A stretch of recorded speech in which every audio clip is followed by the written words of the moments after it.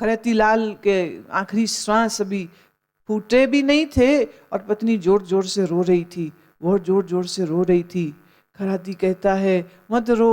अब उसकी इतनी कांपती हुई आवाज सुनाई नहीं पड़ी बीवी को। तो खैराती का बड़ा बेटा कहता है पिताजी बोल रहे हैं माँ मत रो इतना। वो कह रही इतना मत रो। माँ तू क्यों रो रही है, इतना प्यार मत कर, अब मरना तो सबने है। खैराती की माँ ने मुंह ऊपर किया और कहते बेटे इस बेवकूफ के लिए कौन रो रहा है, मैं तो इस बात को रो रही हूं कि अब सिंदूर नहीं लगा पाऊंगी। और जब मैं मेरी मांग में सिंदूर भरती हूं मैं कितनी सुंदर लगती हूं, अब मैं सिंदूर नहीं भर पाऊंगी, मैं तो इस बात को रो रही हूं। इसका क्या है? निकम्मा आदमी था ये तो, इसको नहीं रो रही। प्रिय घटना घटने पर, सुख की घटना घटने पर उछल कूद करना बेवकूफी है। दुख आ जाने पर डिप्रेशन में चले जाना ये दूसरे किस्म की बेवकूफी। करो क्या, आइडियल स्थिति क्या होनी चाहिए? ना लेट्स सी। आइडियल स्थिति ये है प्रिय हो अप्रिय हो, सुख हो दुख हो, कोई जन्मे या मरे, तुम समचित्त के रहो। पर रहोगे कैसे? पिछले 2 श्लोकों में चले जाओ, जिसमें अमानित्व है, अदम्भ है, शौच है, श्रद्धा भक्ति है, शांति है, अजर्वम सरलता, निरहंकारिता, आसक्ति रहितता। Work on these things. जब तक आप इन चीजों पे काम नहीं करेंगे चित्त का ठहराव नहीं होगा, चित्त तो उछलता कूदता रहेगा। एक बात याद रखिए, इस संसार में तुम्हारा कोई नहीं है, तुम किसी के नहीं हो। ये बात आज समझ लो, आज ही सुखी हो जाओगे। सुखी नहीं कहूंगी मैं, शांत हो जाओगे।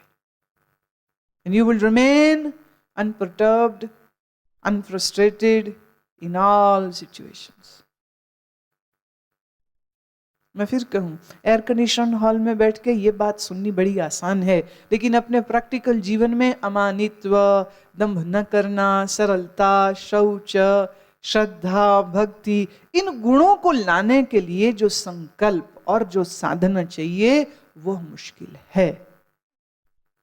अगर आप ये चाहते हैं कि प्रिय अप्रिय घटनाओं में आप शांत रहें, कोई स्तुति करे या तुम्हारी निंदा करे तुम उसमें भी शांत रहो, तो उसके लिए कृपया ध्यान दीजिए श्री कृष्ण कितनी दया करके, कितनी प्यारी बात, कितनी टूक स्पष्ट, कितनी सार में हमें कह रहे हैं। इतनी सार स्पष्ट बात सुनकर के भी अगर हम अपने बंधनों से मुक्त ना हो पाए तो कमी हमारी है। भगवान तो कृपया ऐसा आदेश दे रहे हैं, ऐसा संदेश दे रहे हैं कि ये तुम्हारे जीवन को आमूल परिवर्तित कर सकता है। यह निश्चय बनना चाहिए पहले। जब तक निरासक्त चित्त नहीं हो तब तक ये सब नहीं होगा। और निरासक्त चित्त कैसे होगा? वैराग्य से।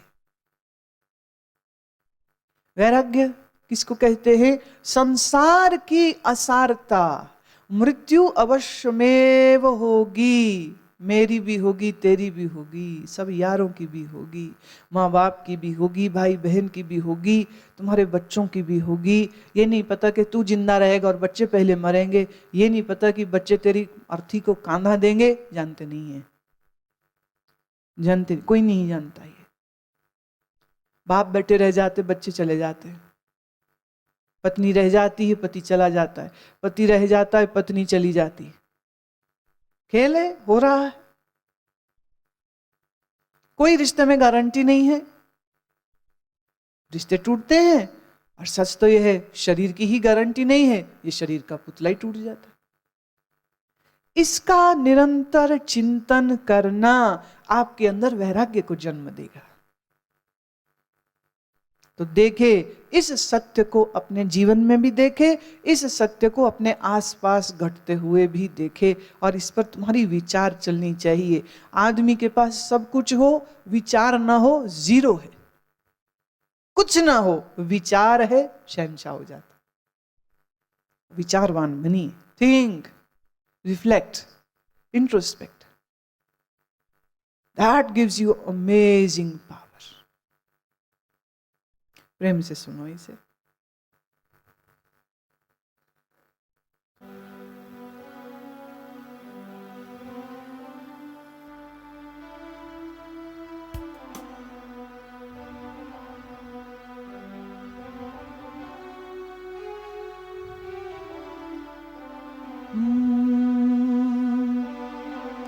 देख लिया दुनिया का सारा नजारा, देख लिया दुनिया का सारा नजारा, देख लिया दुनिया का सारा नजारा, देख लिया दुनिया का सारा नजारा।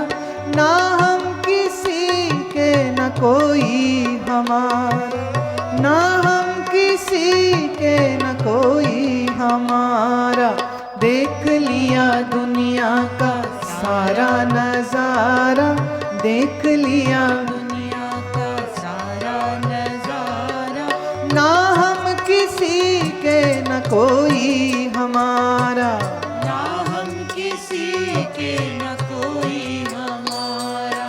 देख लिया दुनिया का सारा नजारा, देख लिया दुनिया का सारा नजारा।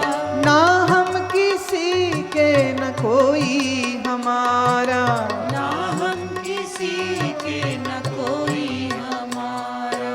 देख लिया दुनिया का सारा नजारा, देख लिया दुनिया का सारा नजारा।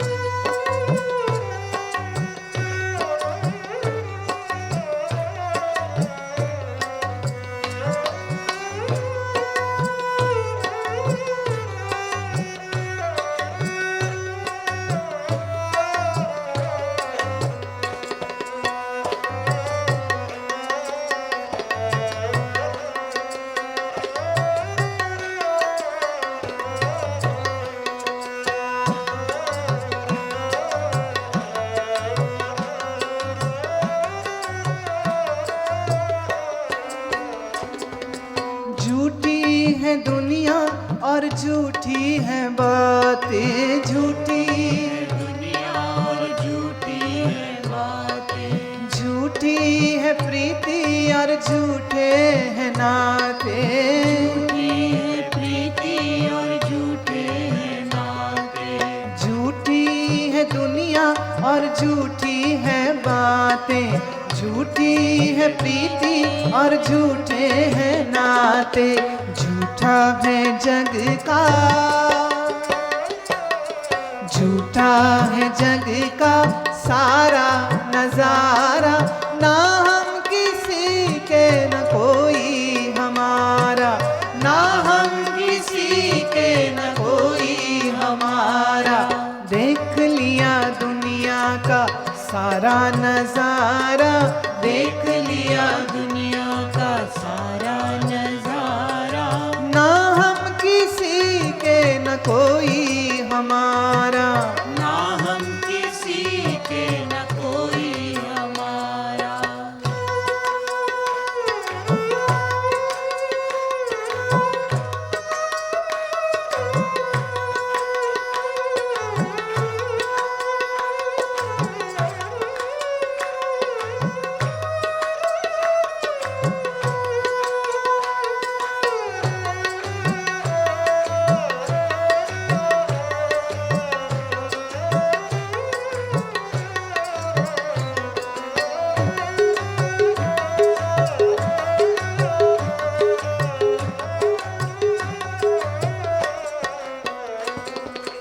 दो दिन के नाते को नाता कहें क्या, दो दिन के नाते को नाता कहें क्या।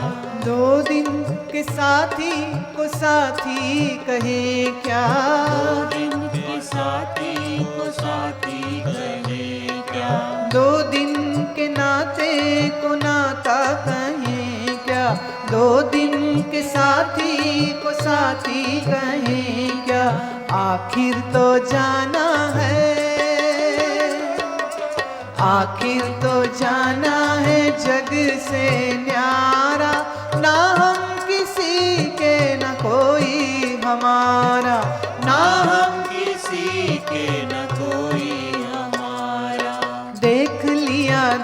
दुनिया का सारा नजारा, देख लिया दुनिया का सारा नजारा, ना हम किसी के न कोई हमारा, ना हम किसी के न कोई हमारा।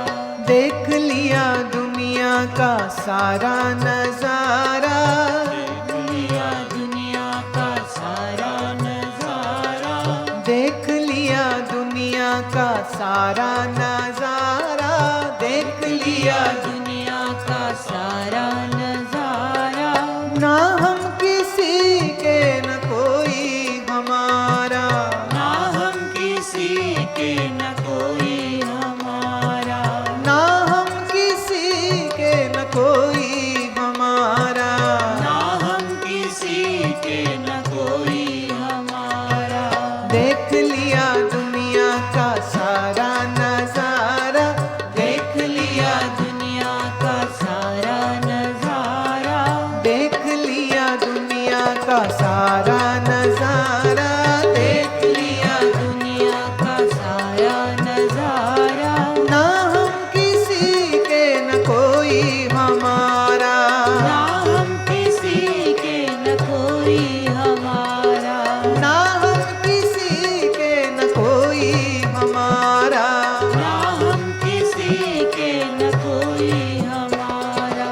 देख लिया दुनिया का सारा नजारा, देख लिया दुनिया का सारा नजारा, देख लिया दुनिया का सारा नजारा, देख लिया दुनिया का सारा नजारा।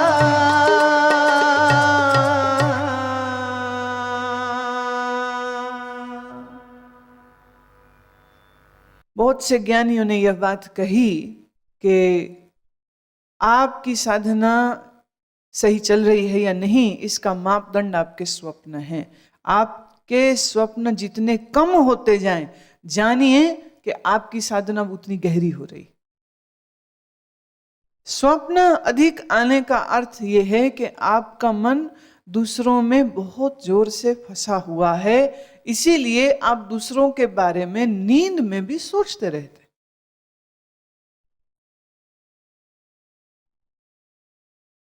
लोगों को दृष्टि अपने स्वप्नों पे नहीं होनी चाहिए। और स्वप्न से जब जगो तो उसका विश्लेषण भी करना चाहिए, क्योंकि स्वप्न में तुम वो होते हो जो तुम वास्तव में हो। स्वप्न में तुम वो देखते हो जो तुम करना चाहते थे, देखना चाहते थे, भोगना चाहते थे।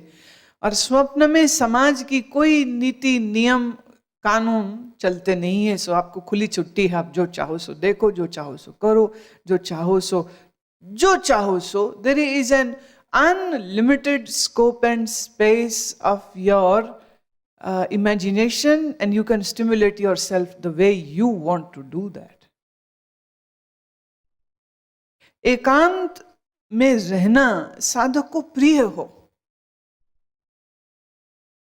और तुम्हें कोई कहे कि यहाँ रहो, किसी भी जगह में भेज दे, बोले यहीं रहो, आप अकेले रहो, यहाँ रहो, और तुम्हें वो रहना दंड लगे, और तुम्हारे मन के विचार भूत बन के तुम्हें दिखते रहे, तुम्हारे मन के ही विचार परछाइयां बन के तुम्हें दिखने लग जाएं, तो इसका मतलब तुम्हें एकांत प्रिय नहीं है।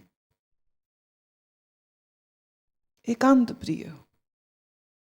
भगवान ये नहीं कह रहे कि सब छोड़ के एकांत में चला जाए, पर वो ये कह रहे हैं कि एकांत की एक प्रियता, एकांत में बैठने का अवसर मिले तो अपने आप को धन्यभागी जाने कि एक अवसर मिल रहा। शुद्ध देश में रहने का स्वभाव हो। विषयासक्त मनुष्यों के समुदाय में मन न जमता हो, जो बैठ के गप्पे मारते हैं, दुनिया की बात करते हैं, संसार की बात करते हैं, उनके साथ बैठने में कोई प्रीति ना हो, कोई इच्छा ना हो। और अगर कहीं बैठना पड़ जाए तो इस तरह बैठे कि बिना उनके प्रति द्वेष रखे हुए अपने आप को बचा के रखे, गुस्सा ना खाए।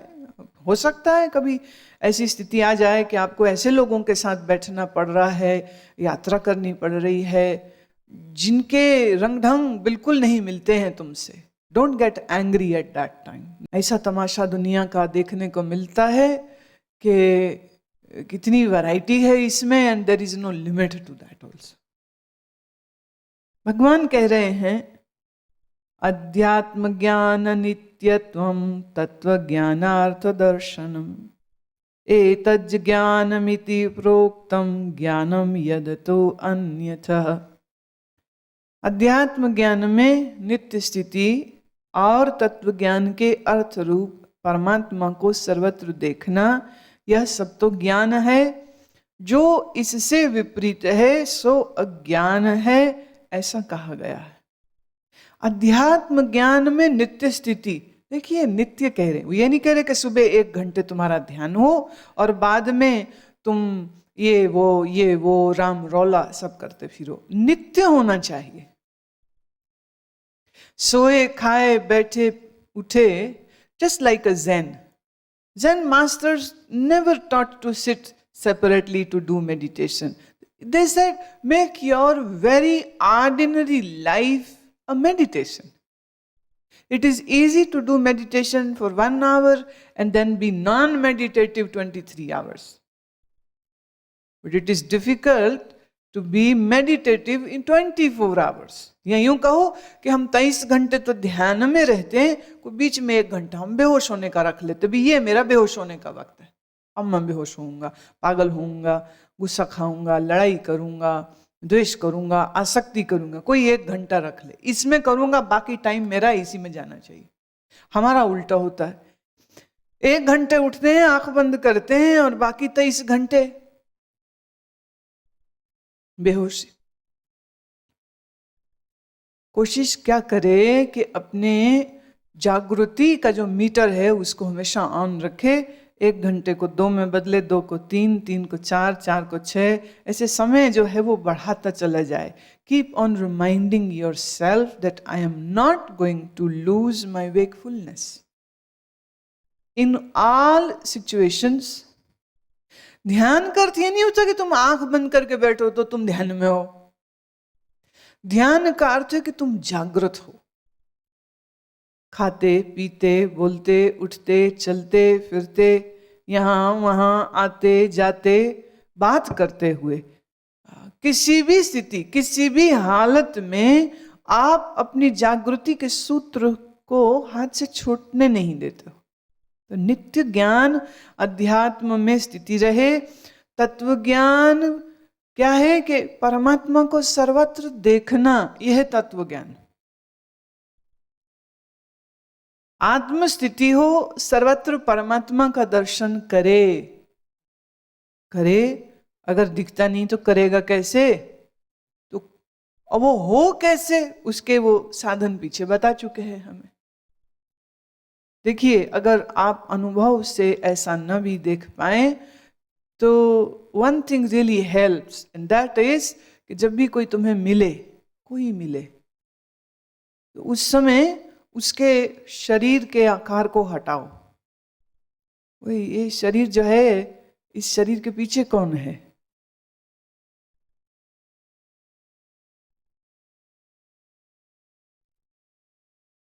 तुम क्या हो? या तो उसके शरीर में फंस जाते हो या उसके मन में फंस जाते हो। बुरा है, अच्छा है, शत्रु है, मित्र है। Most of the time you get involve in the persons mind, मन के तल पर। जैसे कोई आया, उसको देख के आपको बड़ी खुशी हुई, तो ये खुशी उसके शरीर को देख के हुई है कि उसके मन को देख के हुई है कि उसके स्वभाव को देख के हुई? एक आदमी को आप मिलते हो, तुम्हें बड़ा गुस्सा आता है, कौन है, क्यों आ गया, किस लिए आ गया? ये आपको जो खींच आ रही, जो फ्रस्ट्रेशन आ रही है, वो उस बंदे के शरीर से है कि उसके मन से है?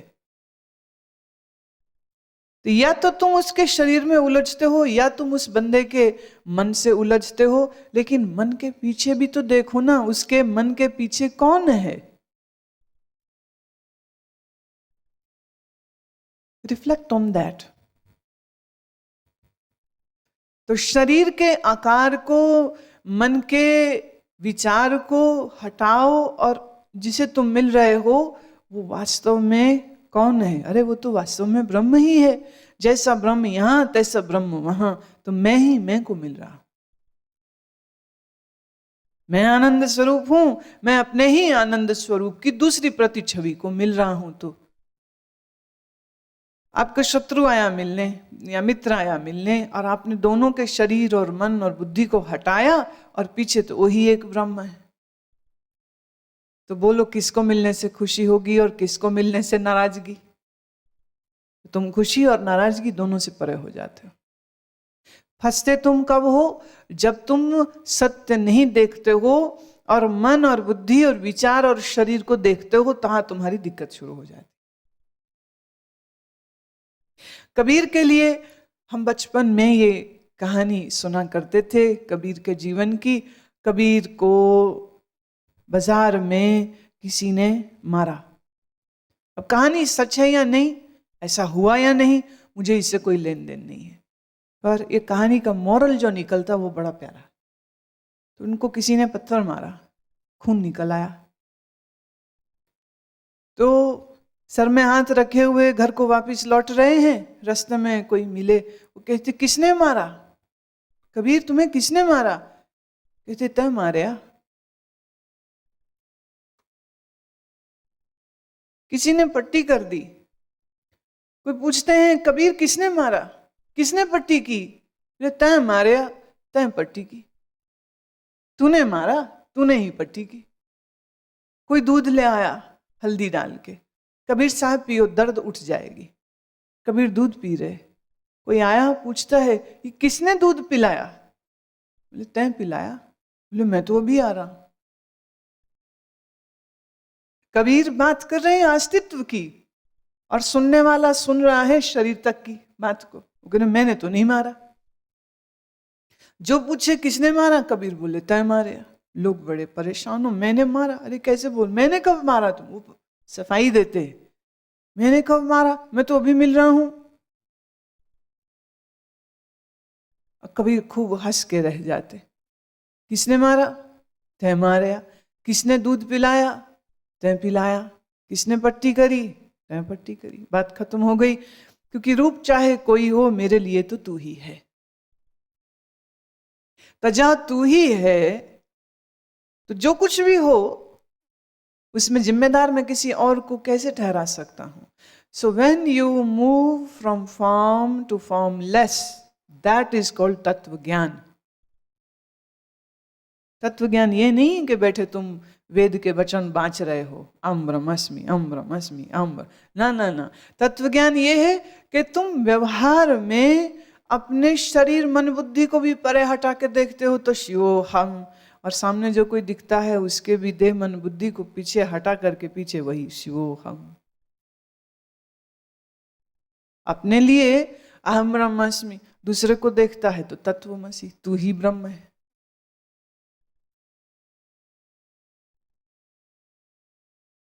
नित्य ज्ञान में स्थिति हो और तत्व ज्ञान रूप परमात्मा को सर्वत्र देखना, यह ज्ञान है। और जो कुछ इससे विपरीत है, यतः अतः अन्यतः, इसके अलावा जो कुछ अन्य है उसको आप अज्ञान जानिए। तो आप ज्ञान के साधक हो तो तुम्हें ये करना चाहिए, आप अज्ञान के साधक हो तो तुम्हें लास्ट पार्ट करना चाहिए। मतलब जो कुछ ये साधन बोले हैं उसको नहीं करो फिर तुम, और वैसे ये कहने की जरूरत नहीं है, वो तो हो ही रहा है। तत्ज्ञान क्या है? सर्वरूप में उसी को देखना। ज्ञान क्या है? अपने आप में भी उसी को देखना। ज्ञेयं यतत् प्रवक्ष्यामि यज्ञात्वामृतमश्नुते अनादिं मत्परं ब्रह्म न सततनास्दुच्यते। जो जानने के योग्य है तथा जिसको जानकर मनुष्य परमानंद को प्राप्त होता है, उसको अच्छी प्रकार कहूँगा, वह आदि रहित परम ब्रह्म अकथनीय है। न सत्य कहा जाता है, ना असत कहा जाता। बात बड़ी गहरी हो रही है।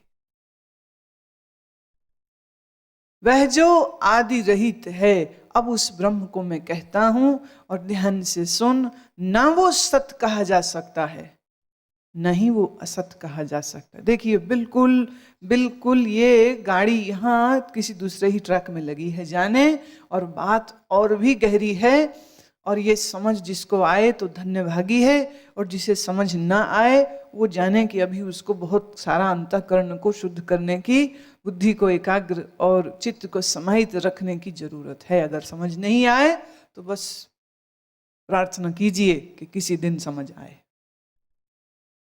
अभी तक वो कह रहे थे ब्रह्म सत्य है, शाश्वत है, अनंत है, लेकिन अब कृष्ण कह रहे हैं जो अकथनीय है उसको ना हम सत कह सकते हैं ना हम असत कह सकते हैं, क्योंकि सत्य शब्द भी मनुष्य का बनाया है और असत्य शब्द भी मनुष्य का ही बनाया है, और मनुष्य का बनाया हुआ कोई भी शब्द उस ब्रह्म को परिभाषित नहीं कर सकता। हम अपने समझने के लिए ये कहते हैं कि ब्रह्म सत्य है, और वास्तव में ब्रह्म ना सत्य है ना असत्य है। कृष्ण के विराट स्वरूप की बात जहां आई थी वहां कृष्ण ने ये कहा अंधकार भी मैं ही हूं, तमस भी मैं ही हूं। तो फिर इसको अगर उस श्लोक को इसमें ले आए तो हो जाएगा सत्य भी मैं ही हूं, असत्य भी मैं ही हूं। ना सत्य है ना वह असत्य है, दोनों से ही परे, परे से भी परे, कहा नहीं जा सकता है, वर्णन अतीत है। सर्वतः पाणिपादं ततत् सर्वतोक्षि शिरोमुखं सर्वतः श्रुतिमल्लोके सर्वमावृत्य तिष्ठति। वह सब ओर से हाथ पैर वाला है, सब ओर से नेत्र सिर मुख वाला, सब ओर से श्रोत्र वाला, क्योंकि संसार में सबको व्याप्त करके ही वह स्थित है।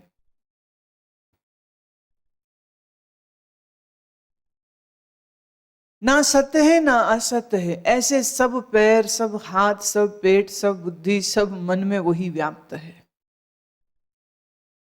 सब में व्याप्त है। देखिए पृथ्वी से जल अधिक है तो जल पृथ्वी में भी व्याप्त है, जल से वायु अधिक है तो वायु जल में भी है, जल के बगैर भी है। वायु अग्नि दोनों देखा जाए तो एक दूसरे में है, पर जहां वायु नहीं तहां अग्नि भी है। और पृथ्वी जल अग्नि वायु में आकाश व्याप्त है, आकाश इनके अंदर भी मौजूद है और इनके बगैर भी अनंत है। अनंत बोले तो पृथ्वी जल की तुलना में अनंत है, ऐसे अनंत नहीं है।